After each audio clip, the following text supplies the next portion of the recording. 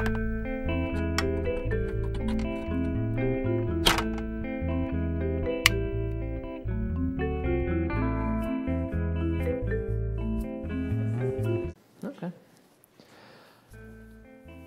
Can I just say one more time, fuck, it's cold, because I need to get that out of my system.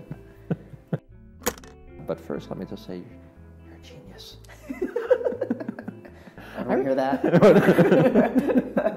I really get panicky when filmmakers I like give me films to watch, because it's always so like, oh please, please let it be good, please. And I watch it and I really love it. I think that's one of the best docs I've seen in quite a while. Oh, thank you. So thank you for that. And such an unexpected, just unexpected in so many ways, actually. Not just because of the subject matter, but just what we find out about the characters within that. And we can tell people something about Trinidad. Trinidad, Colorado is the sex change capital of the world. And how did you stumble upon that?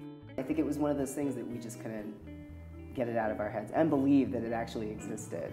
You know, I mean, it just sounded really kind of crazy. But we did a little bit of research, and definitely there's some mythology behind it in terms of, you know, some articles saying that it was like, you know, trans women everywhere around the streets, kind of things like that. But I think as we started looking at it, and we discovered Marcy Bowers, who's the surgeon, and she, you know, we had a great conversation with her on the phone, and she was very warm and welcoming, and she was like, you should just come to Trinidad to see for yourself. Now you talk about Marcy Bowers, who's now sort of the doctor in Trinidad, but she was not the start of it. It was Dr. Stanley Biber, and who is a fascinating character. And obviously you have some footage with him.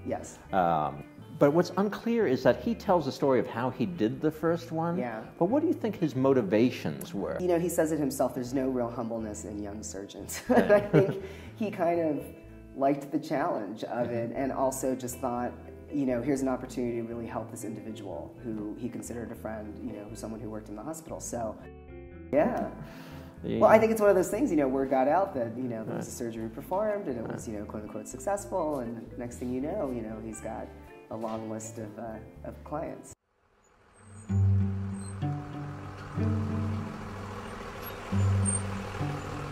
Well, the patients of Dr. Biber, when they were ready to leave the hospital, they would ask me, could you take this guy down to the Best Western Motel? And I'd say, sure, I'll take him down there. And I talk to him just like I do the rest of the tourists on here, you know. You can't really say, oh, gee, look, there's a transsexual. You don't, most of the time you can't tell. Shouldn't fool with Mother Nature. That's my opinion. I believe a man's a man, a woman's a woman, and whatever else, keep that secluded from the world anyway. I think we have more transgenders in Trinidad than people actually realize. They have feelings, they have families, they have children, they have wants and desires just like every other person on God's green earth, and they're just people, human beings.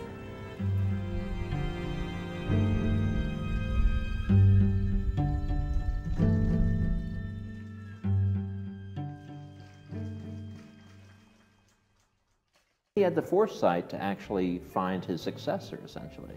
Yeah. I think, you know, and he kind of says it himself, it was one of those things, like, you know, he had had this practice for so many years, and he had seen, you know, his surgeries help so many individuals that he really wanted it to continue. And I think, you know, Marcy understood that, which is why she decided to leave Seattle and actually go to Trinidad. And Marcy, of course, has a little extra knowledge of the procedure. Yes, being a trans woman herself. That's right.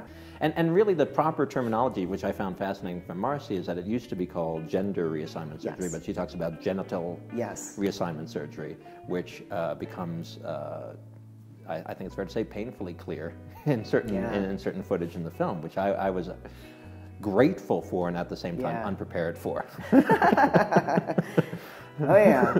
And so you went in and you shot one surgery all the way through? I did. One surgery all the way through. It was 2.5 hours. And it was amazing. It was one of those things that was much easier. It's funny, it was much easier for me to shoot, to be in there watching it behind the camera, but as soon as I brought the camera down, there it was, you know, so I shot the whole thing, and it was really incredible. I mean, I have to say, like, I understand why Marcy is, you know, considers herself an artist. I mean, it's really amazing what she's doing. Yeah. What impressed me is that it's so clear to me that if those people were willing to give up so much, I mean, they truly sacrificed so much, and the one woman who gave up at the time his job at NASA and his family and his kids, and like, I can't argue with that. And if you're willing to do all that and cut off your penis, I say, holy crap, you're A-okay on my book. I mean, what am I going to do? Yeah, and I think, you know, and I think that's such a common story with all the women that I met, because obviously there were other women that I met in the process of making this that, you know, unfortunately didn't make it into the documentary, but it's such a common theme is they kind of lose it all. Right. And it's a lot of family members turn against them. You know, they usually lose their job. It's hard for them to, you know, find new employment, things like that. And I think that, if anything, just is a testament to how badly they feel like they need to do this. You know, how dire it is for them to express themselves. And I think that's something that everyone can understand, you know. And I do think that's kind of what makes this particular topic a little bit more universal than I think most people think. Because really it's about self-expression. You're trying to express yourself how you feel like you should be, and you just hope the world is going to accept that.